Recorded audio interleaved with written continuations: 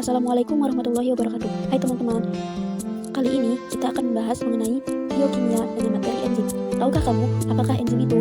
Enzim merupakan senyawa organik bermolekul besar yang berfungsi untuk mempercepat jalannya reaksi metabolisme di dalam tubuh atau organisme tanpa mempengaruhi keseimbangan reaksi atau disebut dengan katalis.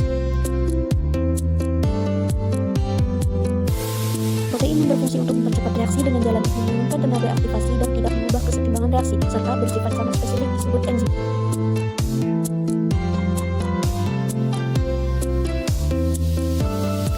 Enzim mempercepat laju reaksi dengan cara menurunkan energi aktivasi. Tahukah kamu, apakah energi aktivasi itu? Energi aktivasi adalah jumlah energi dalam kalori yang diperlukan untuk membawa semua molekul pada satu mol senyawa pada suhu tertentu menuju tingkat transisi. Pada puncak batas energi, pada saat ini terdapat peluang yang sama bagi molekul tersebut untuk mengalami reaksi membentuk produk atau kembali menuju kumpulan molekul. Kecepatan setiap reaksi kimia tergantung konsentrasi senyawa pada keadaan transisi. Kecepatan reaksi kimia akan semakin tinggi jika semakin banyak molekul A berada pada keadaan transisi. Kemampuan regulasi enzim. Suatu enzim tidak ikut bereaksi dengan substrat atau produknya. Lalu, aktivitas enzim dapat dikontrol sesuai dengan kebutuhan organisme itu sendiri. Dengan demikian, sifat utama enzim terbagi menjadi 3. Sifat enzim. Enzim dibentuk dalam protoplasma sel. Enzim berada di dalam sel tempat sintetisnya atau yang disebut dengan eksoenzim. Sebagian besar enzim bersifat seperti: yang pertama, enzim bersifat koloid, luas permukaan besar dan bersifat hidrofil. Yang kedua, dapat bereaksi dengan senyawa asam maupun basa, kation maupun anion. Yang ketiga, enzim sangat peka terhadap faktor-faktor yang menyebabkan denaturasi protein, misalnya suhu, pH, dan lain-lain. Kemudian enzim dapat dipacu maupun dihambat aktivitasnya.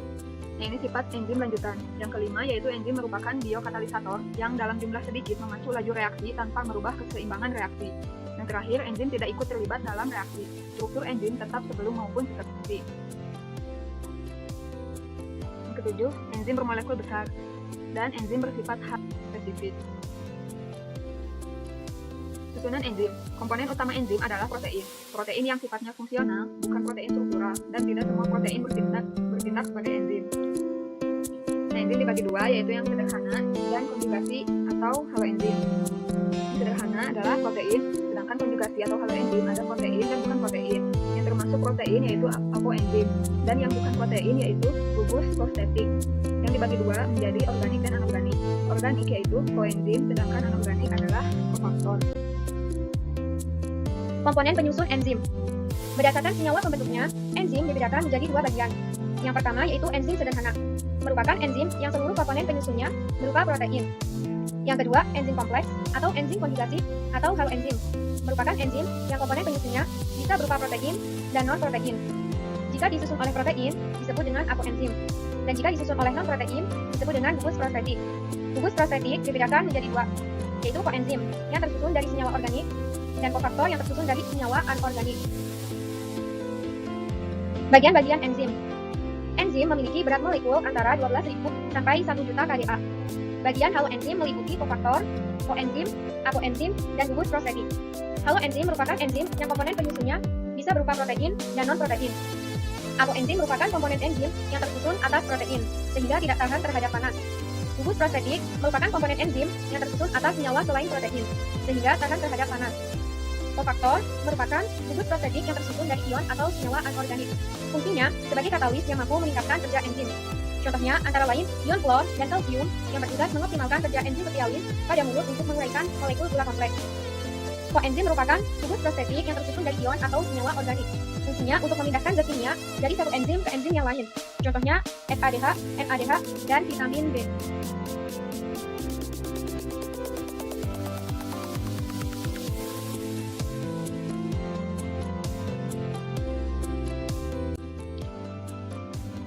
Yang kedua, ada teori untuk menggambarkan peningkatan substrat oleh enzim pada daerah aktif site.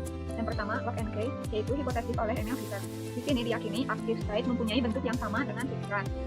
Nah, seperti ini, enzim dengan substrat bergabung menjadi kompleks enzim substrat, kemudian menghasilkan produk. Yang kedua yaitu induced bit hipotesis oleh Kosles. Lebih fleksibel karena daerah aktif site akan menyesuaikan diri dengan bentuk substrat. Gambarnya yaitu enzim dengan produk akan menjadi kompleks enzim substrat, yang dimana kompleks enzim substrat ini akan menjadi produk.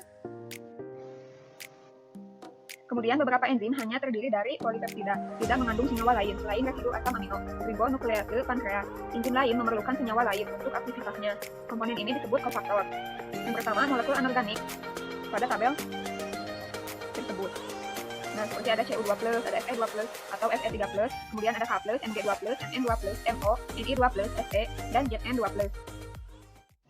Kemudian molekul organik kompleks disebut koenzim. Contohnya yaitu tiamin atau B1, riboflavin atau B2, vitamin B12, piridoksin atau B6, niacin, pantothenic acid atau koenzim, biotin, dan folat.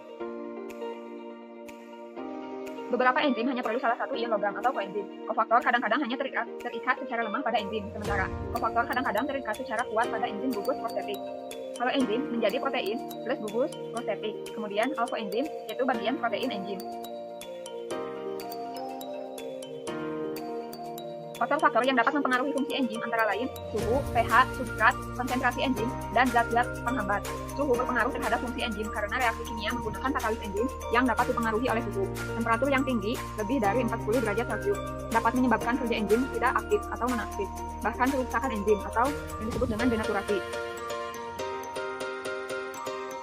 Faktor yang mempengaruhi fungsi enzim.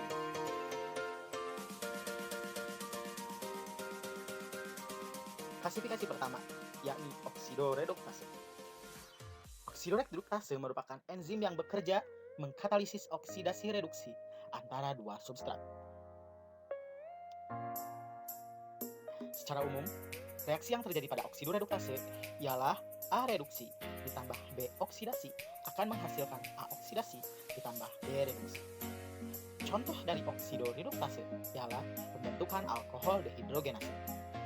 Berikut ini merupakan persamaan reaksi dalam pembentukan alkohol dehidrogenase.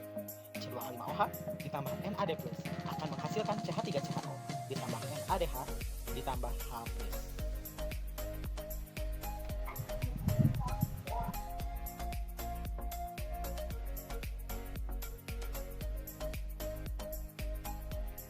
Contoh dari enzim transferase yaitu pada proses heksokinase.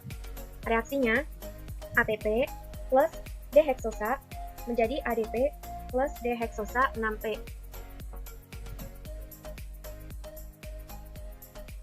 Selanjutnya yaitu hidrolase.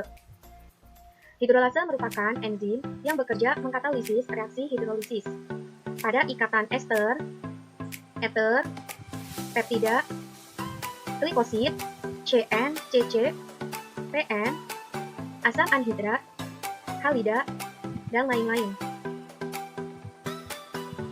Contoh dari hidrolase yaitu proses lipase. Reaksinya triacylglycerol plus H2O menjadi gliserol plus 3 asam lemak. Selanjutnya liase. Liase merupakan enzim yang bekerja mengkatalisis penambahan atau pembuangan gugus dari substrat dan meninggalkan ikatan rangka. Contohnya yaitu proses fumarase atau malat hidroliase. Reaksinya L-malat menjadi fumarat plus H2O. Selanjutnya yaitu isomerase. Isomerase merupakan enzim yang dapat mengkatalisis konversi isomer optik geometrik berdosa fosfat isomerase. Semua enzim isomerase dapat merubah cis dan trans. Contohnya yaitu proses fosfoglukoisomerase. Reaksinya D-glukosa 6-fosfat menjadi D-fruktosa 6-fosfat. Jenis enzim yang terakhir yaitu ligase. Ligase merupakan enzim yang dapat mengkatalisis penggabungan dua senyawa diikuti pemecahan ikatan pirofosfat pada ATP. Contohnya pada proses glutamin sintetase. Reaksinya L-glutamat plus NH4+ plus ATP menjadi L-glutamin plus ADP plus PPI.